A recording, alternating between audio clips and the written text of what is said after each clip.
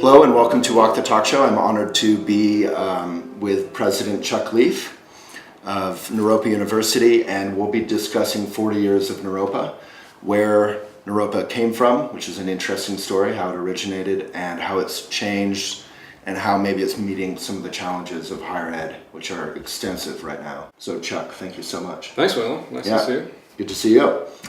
It's been too long. So you've agreed generously to lead us. Naropa is the home of the bow. It's basically a fancy version of a handshake on some level, but you've agreed to lead us in the bow and a moment of meditation. Sure. I'll say a brief moment about the bow, which has been a part of Naropa's ritual going back to the beginning 40 years ago. We start classes, we end classes, we start and end meetings with the bow, and it's basically quite a simple gesture of opportunity to settle at the beginning of something, a class or a meeting, opportunity to acknowledge who else is in the room with us and who we're going to share time with, and then an opportunity to kind of come back and get started. And so it's quite straightforward. It's pretty powerful. And we're happy that you're using it in Walk the Talk, and so yeah. Glad you're at the mothership of the bow. Yeah.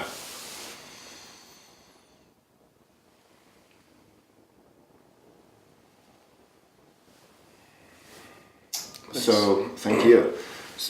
And then a moment of meditation, if you would. Yeah, so given that we're only going to do a moment of meditation, I'll do a short moment of what we're going to do. Initially I think we could do for just a few seconds formless meditation, settling our bodies and minds, really not focusing on thinking at all, putting a light attention on our breathing, the most natural thing that we can relate with, and just settling for a moment. But it seems to me that also because of the nature of our world these days and what's going on, that we can then conclude with some extension out of whatever benefit we think we've achieved by this moment of mindfulness or contemplation, and actually extend it out to a world that probably needs that gesture. So it's not just for us. It's exactly not just for us. Nice. And so it's one of the reasons following the breath is important, because the in-breath can be very much for us, and the exhale goes and we can't control it. So what we can do is put an intention on the out-breath, and that's a good thing. Right. All right. Thank you. Welcome.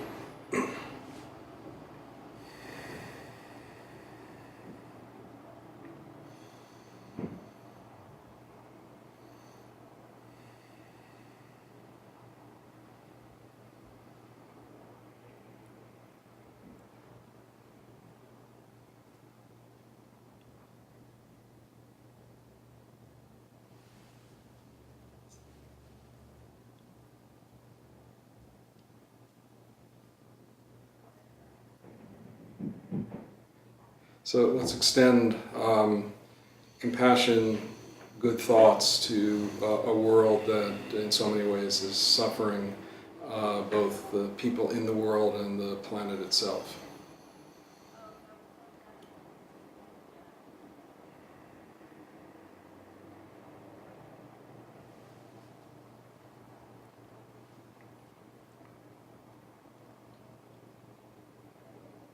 Thanks. Thank you. So that's really interesting. I think that's the crux of actually what we wanted to talk about, which is that we're here, you're here particularly in the next couple of weeks celebrating the 40th anniversary of Naropa. But in a sense, it's not about Naropa, it's sort of 40 years of offering something to the world. So what is it that what's unique about Naropa? Is it just another small, kind of fun, weird university, or is what's going on here? You know, I think it's certainly more than that. I hope it's more than that. Yeah. The founding vision of Naropa, which was really the vision that was expressed more than 40 years ago by our founder, Chogyam Trungpa Rinpoche, a Tibetan Buddhist meditation teacher who was really kind of seminal in bringing Buddhism to the West, and not just bringing Buddhism to the West, but teaching in a Western vernacular and relating with Western students, I think, in a way that many of the predecessors who had a more formal approach to teaching Buddhism as it was taught in Asia did. His vision from the beginning was the power of bringing the kind of contemplative tradition that he came from and that was fairly common, I think, throughout Asia, throughout the Buddhist world, with a kind of Western academic pedagogy, to use that word, It's a good which had academic word. I've never uttered that word until I took this job. All right. Now I say Yeah, it you all gotta the throw time. it down. Got to do it all the time. Mixing that together, I think, and with respect for the Western academic accomplishments, was really the sort of point of Naropa. He had a classic quote about that coming together, the East meets West. And the sparks will fly. Yeah. Which he also talked about in the very first opening address for Naropa, summer of 1974. He mused about the fact that the wisdom traditions in the West in some way were waning a little bit. There was lots of knowledge and maybe a little less wisdom going on in higher education. And so what he said was Naropa's mission, Naropa's offering to the world was a place where we could relight the pilot light of wisdom. Wow. And that was what he said at that first we'll call convocation opening of Naropa, and it's really been the sort of we don't exactly say it like a mantra, but it's the sort of undercurrent that goes through everything that we do. So I sat down and talked with President Cobb, one of your predecessors and friends, about a year ago, and he was talking about how higher education in the U.S. is in crisis. There's $1 trillion+ in debt with students, and there seems to be a lack of kind of direction. So it seems like maybe Trungpa Rinpoche was 40 years ahead of his time in terms of seeing that there was a crisis coming for Western education. I don't know that he was exactly the economist that, Right. To see the sort of financial challenges, but certainly higher education, kind of just doing slightly different things one year over the next was not going to work in terms of how young people leaving high school were going to be trained to become useful citizens and helpful members of society. Yeah. And so, I think that we take very seriously. On the one hand, we are in the Western higher education market and world, and so we're not immune. We need to be accredited, and we have to charge tuition, and our students need to, from time to time, access loans and all of those same things. But at the same time, we really need to take a look at whether or not the 2 or 3 or 4 years that a student is investing at Naropa is a stage of their lifelong journey that actually means something and is actually not just a kind of interlude period, which sometimes, my college experience wasn't quite like that, but it was also in the late 60s and everything was a little kind of chaotic then. But for many students, I think, that time at university, either they're involved in STEM, which, is not Naropa particularly. And so What's STEM meaning science, technology, engineering, and math, which is kind of the buzzword now. That's what's considered by many people to be real higher education, because you're coming out with these effective, kind of very specific applied skills. Or, a lot of people will feel if students are hanging out, studying the liberal arts, performing arts, fine arts, something like that, it's kind of just vacation between high school and life. And that's, from our perspective, that's hardly the point. So between those two extremes of like utter practicality, almost like fear-based practicality, like I will get a job if I do this, and having 4-year party, what is Naropa trying to do? Well, I think that from our perspective, we certainly want our graduates, either undergraduate or graduate students, to leave here feeling like they're prepared to live a meaningful life. And our alumni, we have entrepreneurs, and we have therapists, and we have social workers, and we have dancers, and artists, and poets, and teachers, and it's the whole range. Right. So what they're being prepared for is kind of a wide open possibility. And we have people that are doing things now in the world for which they didn't exactly study. So we have somebody that, some people that are starting private schools that didn't study education in Naropa. Some of them studied dance, but they prepared themselves through a kind of educational process.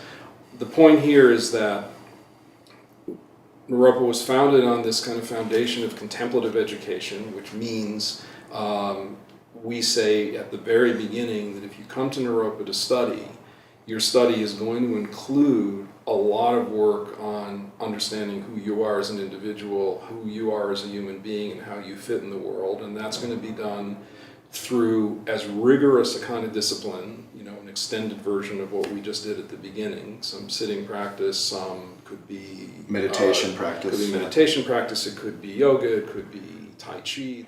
So from our point of view, you're going to come to Naropa and you're going to learn in the somewhat traditional Western way, sort of third person, faculty member, teaching, lecturing, talking, suggesting books, demanding books, asking for papers, all of that.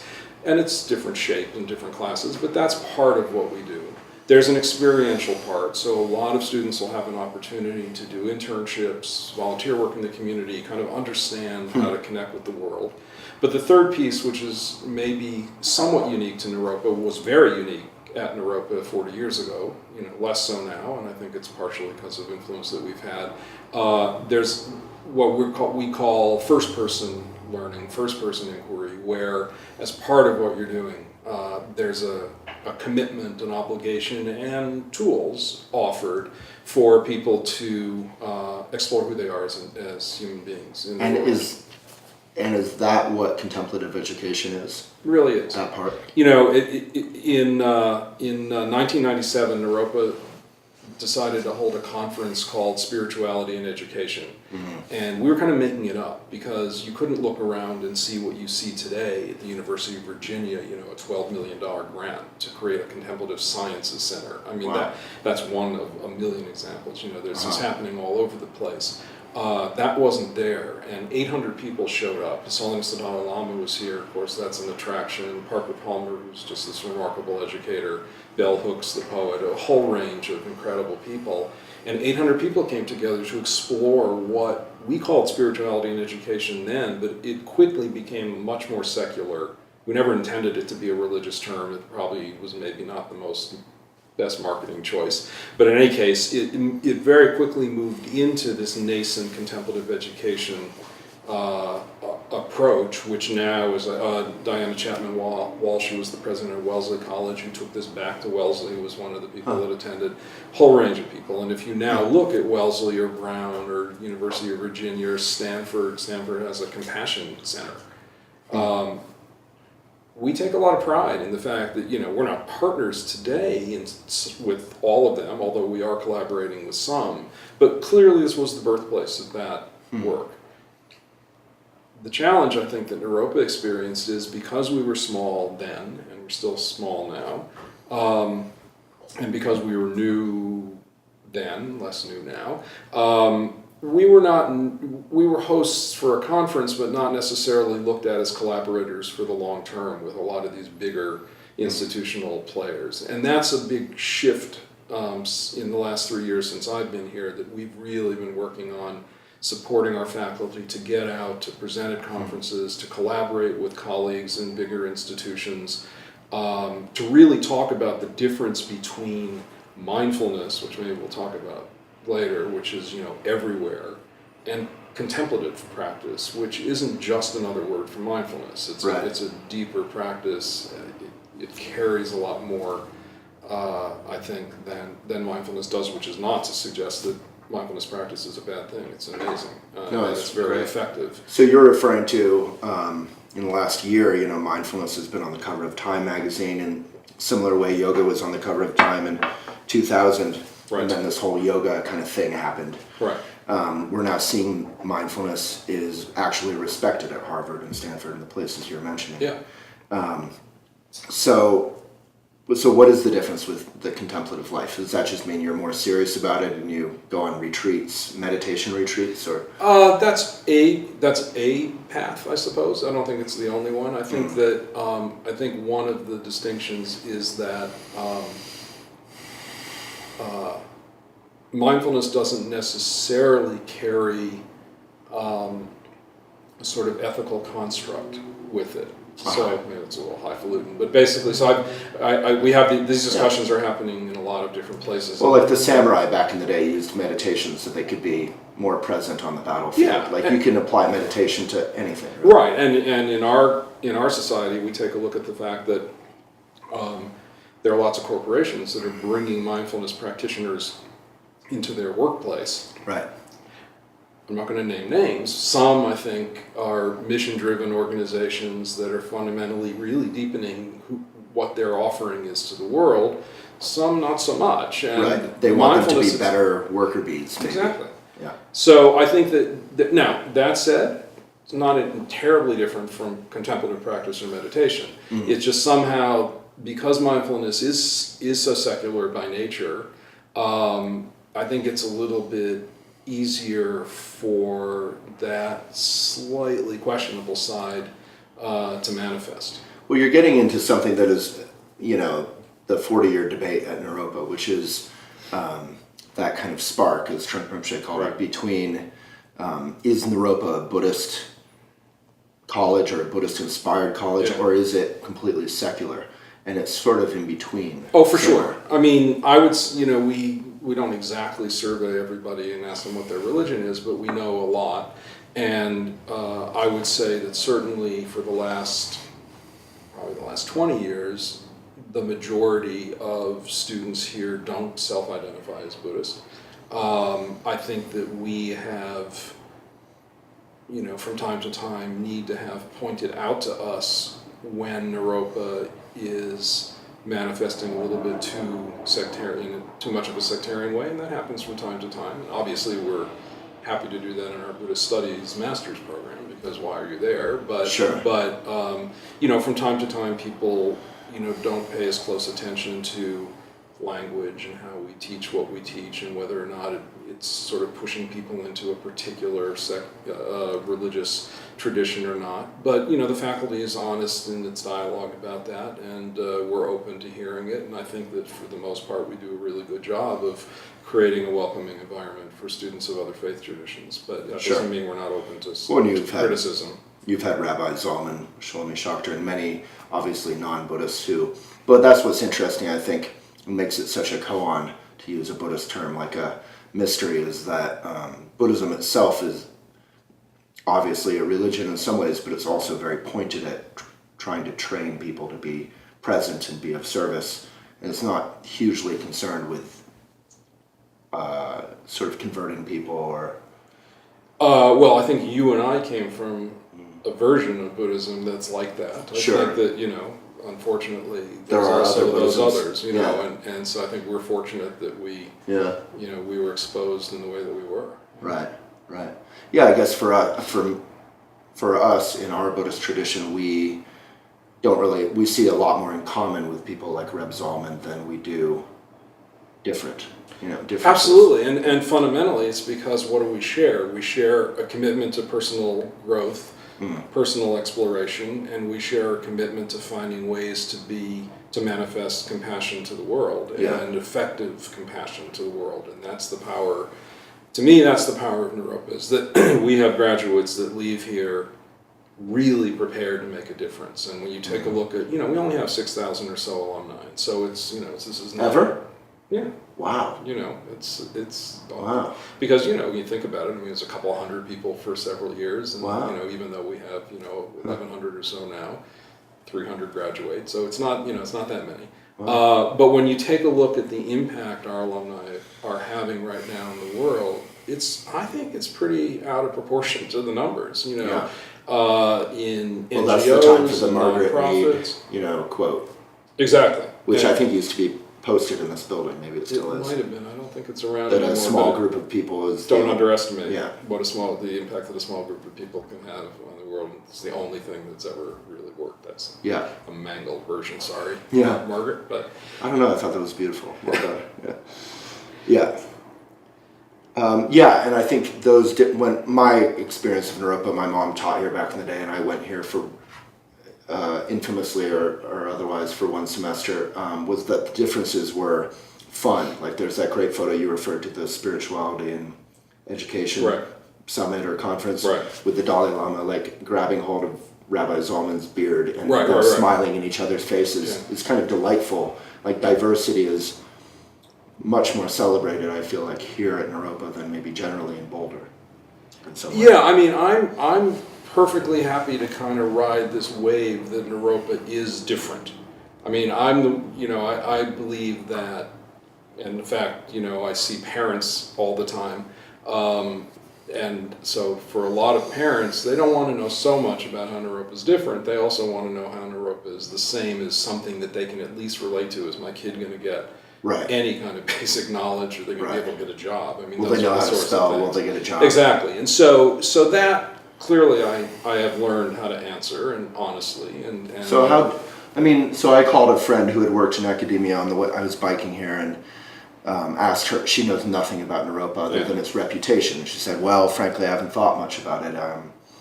I hear that it's like a hippie school, and generally, even more importantly, I'm much more inspired by these training programs, the kind I was trying to refer to earlier, like TechStars or Unreasonable Institute, that are actually engaging mentors and students and trying real things and failing and succeeding and investing." And she said she was curious how Naropa, being small and nimble, was trying to be innovative and do something different and maybe more progressive that actually would lead to jobs and be practical. I'm glad you asked that. That's an easy question. That's good. No, it's a very interesting question, because it goes to what I said a little bit earlier about collaboration. So, for example, Unreasonable Institute, which people that don't know it, is basically an accelerator. It's an opportunity for social entrepreneurs to be connected to mentors to help them write business plans, invest, get capital investment, and so on. There's a sister to Unreasonable Institute called Watson University, which is based in Boulder, which is focusing even on younger want-to-be social entrepreneurs, 18 to 22-year-old or so. And we're now collaborating with them on a regular basis. In fact, I will be teaching next week or 2 weeks or something, a joint class that we're doing every semester with Watson, where we work on Naropa contemplative education. We bring our undergraduate students, especially people that are in the Peace Studies program and in environmental leadership, which are kind of proxies right now for us, for students that want to do sort of entrepreneurial, mission-driven activity. And we're working together very closely and continuing to deepen that relationship. We've just hired a wonderful professor from the University of Colorado, Laura DeLuca, who has done all of her professional work in Africa, working in community development and conflict resolution, and is teaching now both in peace studies and environmental leadership, really training students that are interested to be able to either work for larger organizations that are doing work internationally, or teaching entrepreneurial skills for students that have entrepreneurial ideas that can be helpful to the world. So and partially this is because of my, I don't come from an academic administrative career. Much of my work has been community development work. It was my professional career forever. And so I bring my own bias here, but I've been very involved I've been a judge in business plan competitions at Yale and Goldman Sachs and other places. Comment on Goldman Sachs later, but in any case, they have funded these plans, and so I've been a judge. Goldman Sachs and Naropa, you always hear those two. We're like this. Yeah. But I've had this opportunity to work with young startup entrepreneurs, and I've been fortunate to do that. And there was nothing missing, as far as I'm concerned, in my experience with them, except they weren't being exposed to the sort of contemplative piece that I think would allow them as entrepreneurs to evolve in a more balanced and a more productive way. And so it's the reason now that there's a conference that comes up soon called Buddhist Geeks, which is really appealing to tech, startup tech or technology entrepreneurs, but it's also working on the sort of underlying kind of personal growth model as well, founded by a Naropa alum. It's now a broadly popular program. And so, again, we want to be in that mix, and that's been an important thing for us to do. But it's not limited to entrepreneurial activity or technology. I mean, we have we have a master's program in contemplative education, which is training preschool through K through 12 teachers who are teaching science and math and English and all of that, but they're doing it by bringing in some very powerful tools that they develop through their work here to bring mindfulness and contemplative practice into the classroom. And So what's the common thread through all the diverse things that Naropa students do, study, and then go do? Is it trying to be a benefit in some way? it's kind of it's yeah. I think that the point is understand yourself in the most profound way that you can and most honest way that you can, meaning warts and all. From that place of some clarity about who you are as an individual, understanding the world, and really not just understanding but experiencing the struggle and the suffering in a broader world, and taking whatever your particular passion is and whatever that expression is. It could be teaching, could be performing, could be writing, could be psychology, therapy, and taking it out to a world. Doesn't mean completely altruistically. It doesn't mean you can't get a job that pays a salary. It doesn't mean that you can anything like that. But basically taking it out to a world and knowing that you're coming from a place of personal confidence, that you actually know who you are, and that and you know that who you are is an ongoing and evolving process, and taking it out into a world where you can actually be of some use. And as Trungpa Rinpoche, who we both knew well, talked about not infrequently, is don't be a nuisance is the sort of fundamental approach to the world. And then you can go from there once you figure out that you're not a nuisance. And I think about that all the time. Then you can be a proper nuisance. Yeah, and actually be a troublemaker. There's room for troublemakers. Yeah. He also talked a lot about how, especially like your generation in like the late 60s in college, there was a lot of idealism and protests, and I went to Boston University and they'd had a proud tradition of that. And he said, if you go out before doing that contemplative work, you're just creating more aggression in the world. My personal story was that's the distillation of my personal story. I was very involved in anti-Vietnam War politics, very aggressive time. I did things that I never imagined that I would be doing. Let's go into that. As a kid. That'll be in our 5-minute videos. Just subscribe.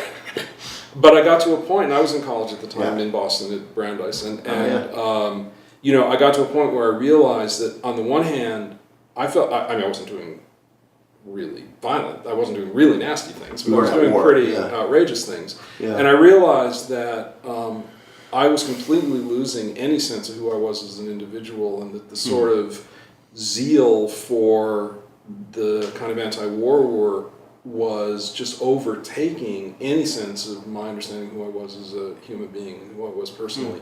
And it was total coincidence that somebody happened to mention that Trungpa Rinpoche was coming from England to the United States, and maybe I might want to meet this guy because he was interesting. And who was that somebody? Do you? Yeah, he's a professor. Actually, he's a Korean Zen Buddhist teacher named Larry Rosenberg in Boston, who's quite well known these days. Does a lot of work on death and dying, and he was a faculty Rosenberg. member. That must be South Korean, right? No, Larry is actually from the north, I think. But he brought in a little bit of yoga and meditation to a couple of his classes, in part because he was surrounded by students that were basically freaking out. Right. Some of them were freaking out probably because of drugs, and a lot of them were freaking out because of politics. And he was exposed himself to some contemplative practice, and he took a risk in a very straight university setting to bring this into the classroom, and which resulted just in 1971 of myself and a few friends who are still very much my friends and around this world, bringing Trungpa Rinpoche to Brandeis to teach some classes. Because he was in Vermont or something? He was in Vermont, and he moved into my house for 3 weeks and taught some, which was, in hindsight, I thought, whoa, what happened? But he taught these classes, and... He was like sleep on the couch or something? No, I gave him my bedroom. Yeah. I knew enough. I didn't know a lot, but I knew enough that I should probably give him my bedroom. It's pretty good, actually. Early days, they often didn't know. Exactly. Yeah. So no, I knew just enough. Yeah. Wow, that's wild. So since we've kind of gone there, maybe we could start with 1974. How did Naropa originate?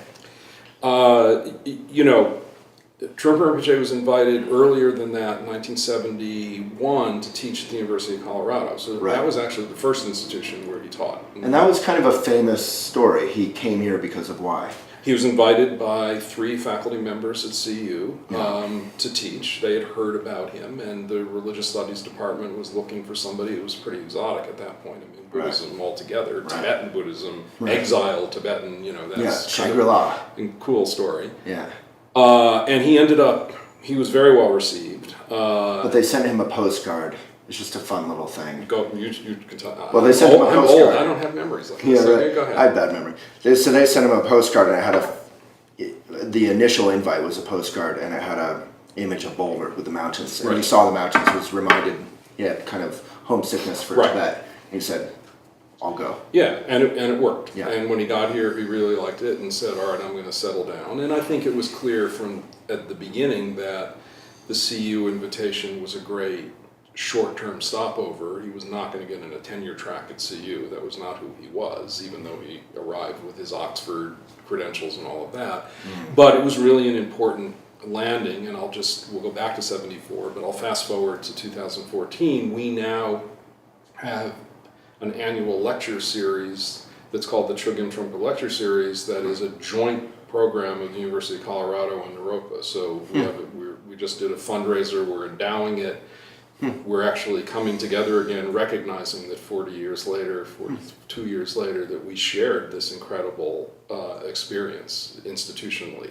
42 if you count his first. If you count when he started Right. here, yeah. Cool. So anyway, as he settled in Boulder, he thought, well, I like what's going on at CU, but I actually think we could do a lot more. And he had always talked about this very famous, now long gone university in India called Nalanda University, at which this particular Buddhist teacher, Naropa, taught.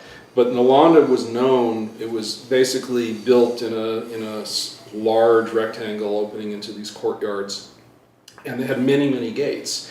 And Nalanda invited teachers from all the faith traditions around to enter through these gates and to basically exchange inside the walls. Wow. And the idea was an institution that was unabashedly spiritual in its founding, but also from the very beginning meant to be ecumenical, interfaith, whatever you want to call it. And so the notion of Naropa was to basically be that place in the West, a place where no embarrassment about proclaiming the fact that we arose from Buddhist inspiration, Buddhist roots, and at the same time wanting to be a place that invites people from all or no faith tradition. I mean, Right. in the Western, there was no such thing as no faith tradition 1,500 years ago, 2,000 years ago in India, but here, that was fine. It could be people that were coming more from science or some agnostic or business atheist or whatever. It didn't really matter.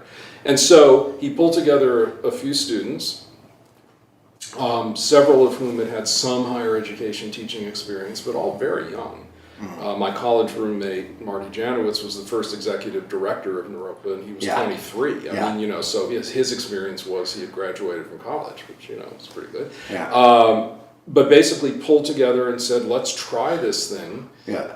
We decided to start with a summer program and just see what happens. He was 23, when we first started the conversation, he was 25 when Naropa started, but old Much at that older, point, We invited Ram Dass, who I think most people know is an incredibly wonderful and very influential Hindu teacher.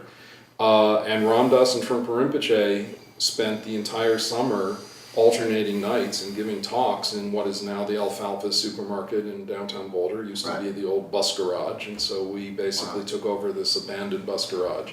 Expected 400 people, hoped for 400 people the first summer, got 2,400. Right. Had this amazing faculty. There's tons of videos on YouTube. You can There's a lot of those videos. talks. There's Gregory Bateson, there's John Cage, there's Allen Ginsberg, who stayed here until the day he died as the founder of our writing and poetics school. It was a remarkable, kind of chaotic, somewhat crazy opportunity to really look at a new model of higher education. And, the fact that 40 years later we still are here, complete testament to Trungpa Rinpoche's vision, because certainly it was a crazy idea to start a college. college, sorry, university, but basically people stuck with it, didn't get paid, missed payrolls. My wife was the president here from 1980 to 85 at $675 a month, and even that they only got 2/3 of the time. So I mean, it was a different time when the zeal for doing it was so strong that Naropa was built because of the generosity of all these people, donors, faculty, staff, and the early students who showed up to get an education at a place that they couldn't be sure would still be around when they showed their credentials to an employer a few years later, and they stuck with it. So, I probably have to say my father was like an assistant to John Cage that first summer. Right. He was like in the photos, in the back. He had like long, shaggy hair, and That's because he'd gone to college. Yeah. So he fit. Yeah. He's fine. Yeah, and my mom was pregnant with me and had me in between the two sessions of that first summer. Is that because we wouldn't give her the time off, or was You were talking about it was all right? I was just very considerate, Right. Okay. Good. timing Thank wise, you. and then. So then Ginsberg and all these poets were here in the 80s. It was Right. and you had tons of amazing, I love this poster out here, or maybe it's not out there anymore, but there's a poster somewhere that mentions all these amazing people who had come to Naropa, even though it was very small. It really had a spark going. Yeah, most people don't remember. So in the 30s in North Carolina, there was this very famous college called Black Mountain College, which was sort of the avant-garde. It was the place. It was a tiny little place, in the mountains, but it attracted in that day exactly the same kind of people. And Naropa ended up serving that role. Every significant writer and poet and modern musician found their way to Naropa for some period of time. Partially because people like Allen Ginsberg inviting them gave it this legitimacy in that, whatever you call legitimacy in that crazy world, famous. but in any case, fame. Yeah. And the interesting thing is, even if they were just here for a weekend, they left a mark. And Naropa has benefited for decades from the fact that so many people stopped by and actually said, you know what, we don't know where this is going to end up, but it's real.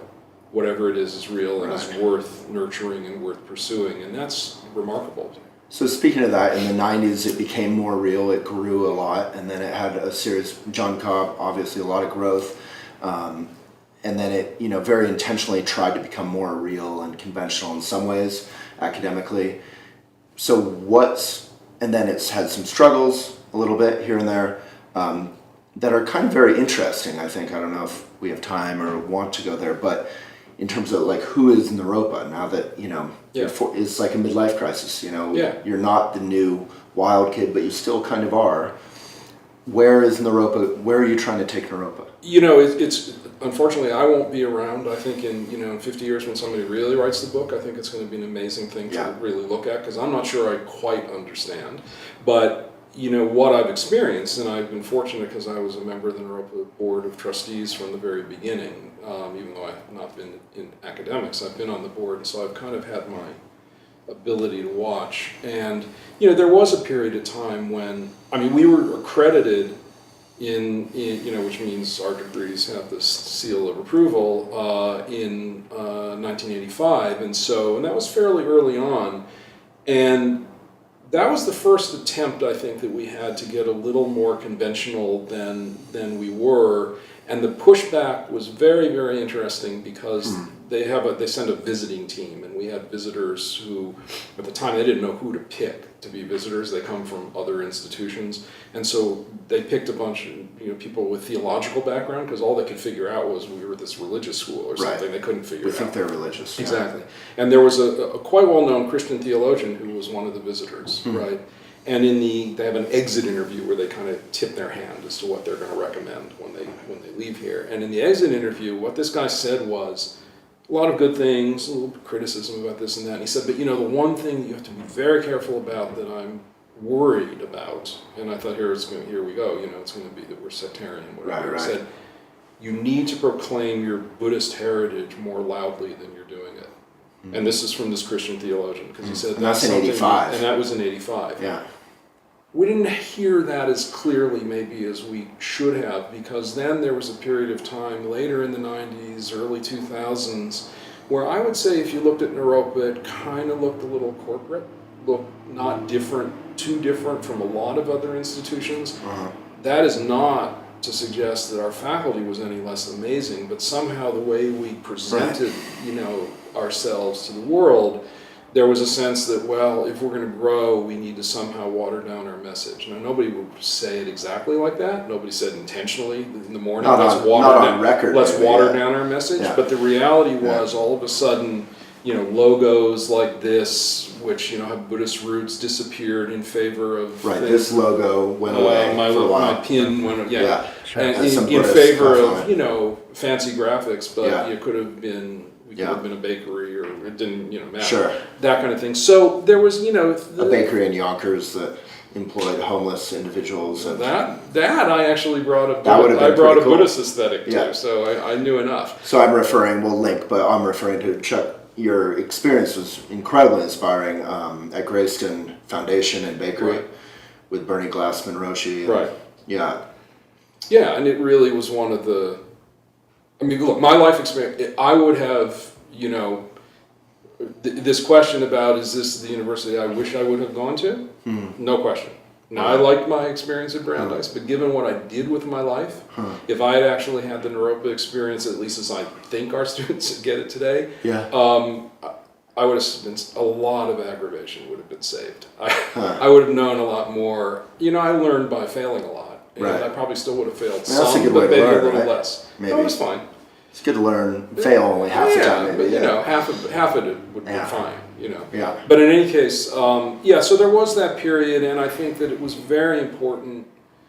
It isn't the only reason by any means that I was asked to do this job 3 years ago, but one of the reasons that I do think it was important is, unless I fail, I'm probably the last Naropa president that will have both had a foot in the 1974 door and really have been around at the beginning, and who can then take that founding energy and help with a whole lot of great colleagues chart a course for a future. Because the next president is not going to have been a direct student of Trungpa Rinpoche's in that way. It's just not, the calendar doesn't allow it. Well, that's why I asked that question, like, what is the seed or the thread? Because that's what's important. It's not really important fundamentally if you studied with Trungpa Rinpoche, although that helps in some way to get the view of what this is about. But it's important that Naropa is this sort of moving target of Right. what it's about. Well, and Buddhism, as you know, Buddhism is all about lineage and transmission from teacher to student.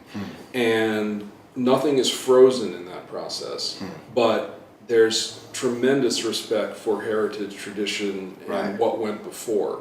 And so the fact that there are still people here who had that direct connection to our founding vision generally and specifically to Trungpa Rinpoche, who are not holding on to that as some sort of nostalgic little frozen moment of Right, as a time. credential. No. Yeah. But who can take that and actually say, what's the, 4 decades later, what's the 2014 kind of shape of what we have to offer the world that, where the seed that was planted in 1974, how has it evolved, how has it grown, how has it blossomed, and where's it going to go from here? And that's kind of the really exciting thing. Yeah. And that's informed not just by a bunch of old people that were here in 1974, but by every 18-year-old student that walks in the door and who questions something, or who asks, why, or who resists something, or suggests, or whatever it is. If we're open to that, this place flourishes. If we're closed to that, I don't think there'll be an 80th anniversary. I think the 40th might be, But that's such a kind of fun attitude. I think that if we keep that attitude, we'll make 80. I agree. No, I mean, to me, it's the only. Yeah. I wouldn't be able to do this job if that were not the case. And it doesn't mean that I'm always happy getting the feedback. I mean, Sure, I'm of course. no different. But chaos. we have to welcome it. Yeah. And it's generally just fun. Yeah. Trungpa Rinpoche famously said chaos should be regarded as good news. Which I Exactly. think is probably a good slogan for your desk as a president here. It's true. Yeah, my mom was a lifelong teacher. She taught here during the accreditation, and she always said that the most troublemaking student in the class, I don't know, remember how she put it, but the kind of problem student was always her favorite because there was a challenge there. She also said, on the other hand, that she could only work with that if the rest of the class were pretty together and Right. on it. So she needed a good context and Well, container. and she was totally, I'm sure she was right. The interesting thing about Naropa is that for a significant majority of our students, Naropa is their first, and in some cases, only choice. They've really Wow. worked to figure it out. We have a lot of transfer students who have had one or two experiences outside of, in other universities. Right.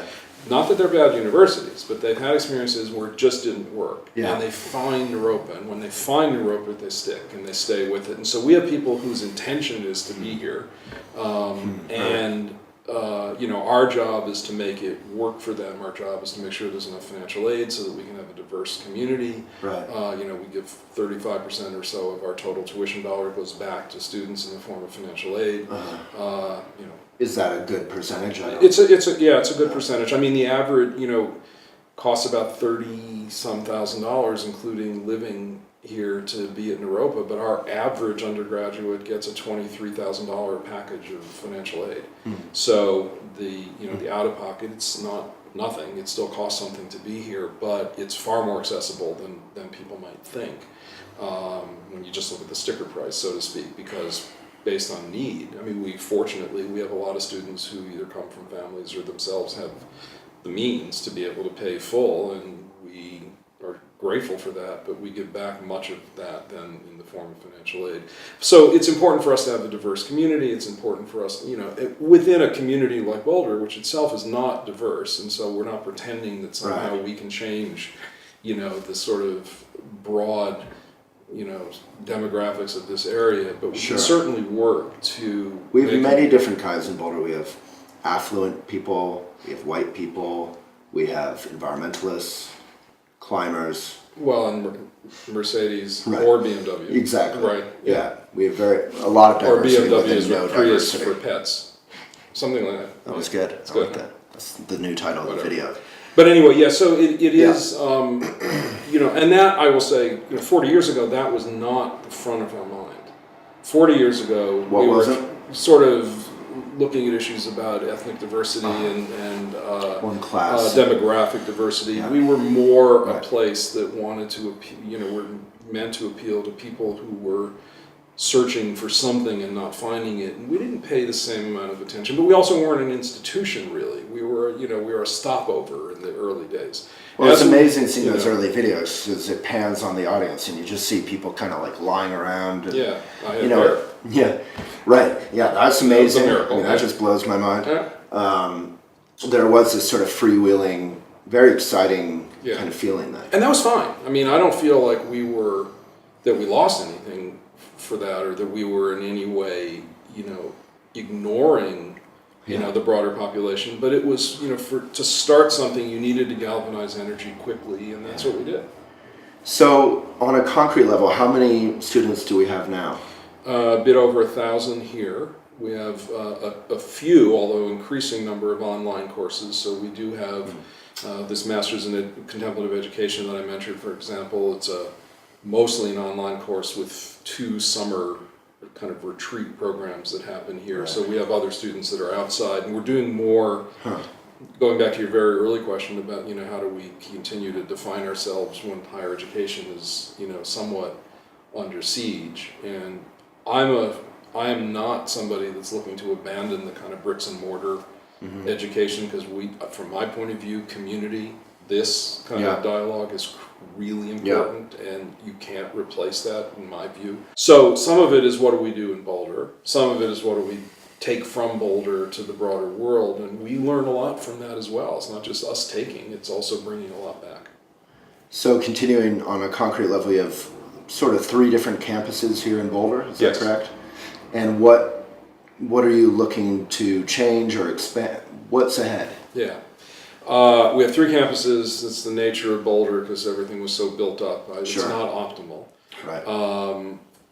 But we have, where we are now in downtown Boulder is primarily the undergraduate college. It's not all exact, but more or less.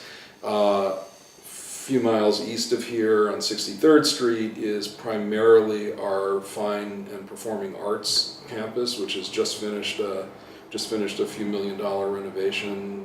Now we have a state-of-the-art recording studio, we have a film and media lab, we have sculpture and pottery studios, a lot of things for the arts. The arts were a little bit under-resourced over the years. That's where your football field too is, right? Yeah. Yeah. Naropa's football team Yeah. is very famous. It's a little it's hard to find. Transcendent football. Yeah, exactly. And then the third campus is the Graduate School of Psychology. That's next on my list because it's now, it's completely at capacity. And while we don't want to grow just for the sake of growth, we're turning away very qualified students in some of our programs. Some of these really growth programs like art therapy, wilderness therapy, some of the newer kinds of therapeutic modalities were closed to, they're capped. Wow. And that sort It's of, a good it problem to both have. kills me as a business person because Yeah. I'm leaving tuition dollars Yeah. on the table, but also it really bothers me as a, given our mission, because there are people, they'll make a difference in the world because their predecessors are. So we'll be looking for a larger facility for the Graduate School of Psychology. That's kind of next on my list to work on. And do you own Paramita or is that rented? Yeah, no, we own You all do? the campuses. Uh-huh. Yeah. So what do you think about trying to centralize at 63rd? Or I don't think we can 63rd? we can't centralize everything Uh-huh. because it's not big enough. We can probably pull two in one, Yeah. something like that. And then the other issue we're dealing with, which is a serious one, not just for us, is around student housing because, the fact is, since we're also a full undergraduate school, and that really was the last thing we did, so maybe 12 years ago when we started accepting freshmen, we now have 18 to 19-year-olds with parents that actually really want to feel that the kid is safe. And Yeah. not just sort of renting some apartment somewhere in Boulder. And so we Right. have one dorm now that Snow Lion? Snow Lion, which houses 88 students, which is great. But again, we're full and with a waiting list. And so I am working on some other housing options as well because Wow. that will. And it's not just housing for the safety of housing, but also it creates community when Sure. we have students that Of are course. first time at Naropa living together. So, and what else are you doing that is super interesting and new? Well, I think one of the most exciting is Naropa for the last 7 or 8 years kind of moved away from continuing education, extended Right. studies, these Which used to be a opportunities. big- It was a big thing, and, Yeah. and it had some financial challenges and not really interesting enough to get into. But the fact is that we went through a very long process here with staff and faculty and students, alumni and so on, and we've kind of revisioned a new platform to offer this work, particularly in areas of healthcare, education, and leadership, as in the very broadest categories. We already have a very wonderful authentic leadership certificate program that we've presented here for some years for mid-career type professionals. We're expanding that into some shorter programs and going industry specific and so on. We're working with healthcare workers now to develop some programming around compassionate caregiving, which is happening around the country. You've done a lot with hospice for many years. And right? we had a really great end of life care gerontology program, and again another one that for me kind of dissolved. Oh, And I so this will be a platform, this new school of continuing education, which will have a cooler name than that, when it launches, is going to be the place. It'll also be the way in which we now will reconnect with Boulder community. We're not going to come here for degree programs, but we'll totally come for a weekend or a certificate or something like that. And there'll be a big piece of it that's online as well. And so people from around the world will be able to connect with Naropa in that way. And then we hope be attracted to do something more here. So we're very excited about that and just about to post the job description for a director, which I think so it's if I imminent. were in a different time in my life, I'd apply for that job in a heartbeat. Yeah, it's imminent, and it's going to be very exciting, I think, for us. So, and one final question: how do you honor what Naropa has been and is and will be? You're celebrating this 40th anniversary. So, how have you all chosen to celebrate that? Well, we've been celebrating over the course of the year this sort of culminating event, which is happening weekend after this is a symposium called Radical Compassion. Our view is that kind of distills, if we have any aspiration at all, that's kind of it. And we've invited, it's sold out, it's going to be an incredible week, and we've invited neuroscientists and Buddhist teachers and Christian teachers and a whole range of people, some of whom have deep, long connection, a bunch of artists and art faculty from the early days, kind of coming together. And it's going to be a pretty chaotic mix, which is a totally perfect thing for Naropa. It won't Right. be quite like the Bus Barn in 1974, but as I look at it, it's going to feel a little more like that than not. And it's going to be a great opportunity, I think. But, the beauty now is that everything will be on video, and people will be able to access it in ways that, going long after this particular symposium and be able to connect. So we're pretty excited about it, and we'll have 500 or 600 people out at our event center, and we're doing pre-conference workshop. Bernie Glassman, who you mentioned, is going to be doing something on Buddhism and social entrepreneurship, and Ann Waldman. Ann Waldman is going to be here, who's our poetry czarina, something, empress, I don't know. It'll be an exciting time, and our sense is that it's really a time to really celebrate Naropa at 40, and so it should be exciting. Well, thank you so much for your It was a time. pleasure. Thanks. I think we've covered everything in the last 2 hours of conversation. And there will be a second video, so you can click that to get, I think we're going to do 5 qualities of contemplative education, or what would make up the university you wish you went to. So President Chuck Leaf, Thanks, Manil. give my best to President Judy Leaf. I will do. All right. Thank you so much.